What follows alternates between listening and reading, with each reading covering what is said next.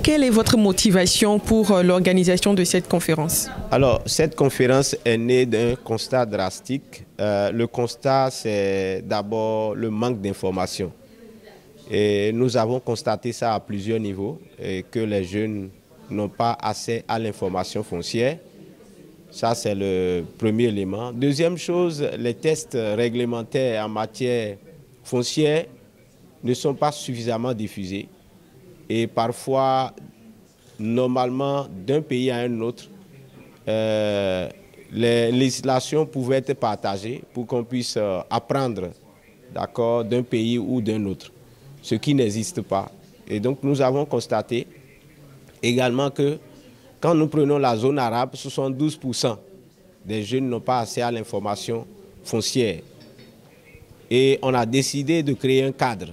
Ce cadre pour permettre aux jeunes d'échanger sur les questions foncières de leur pays, pour que nous puissions sortir des recommandations et corriger là où on peut corriger des choses et apprendre des pays qui sont suffisamment avancés en matière de la mise en œuvre de leur politique foncière ou de leur loi ou de leur code.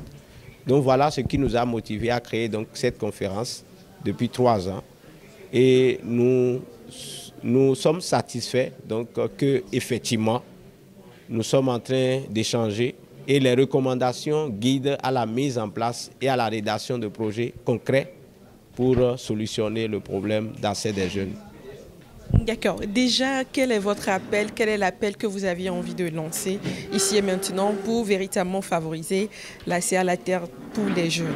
En fait, l'appel ici, c'est que les institutions au niveau de l'Afrique, telles que l'Union africaine, telles que l'UEMOA, la CEDEAO et toutes les autres institutions qui travaillent sur les questions, puissent quand même accompagner le mouvement afin que nous puissions, d'une même voix, arriver à créer cet espace à la jeunesse africaine qui est la jeunesse d'aujourd'hui et de demain.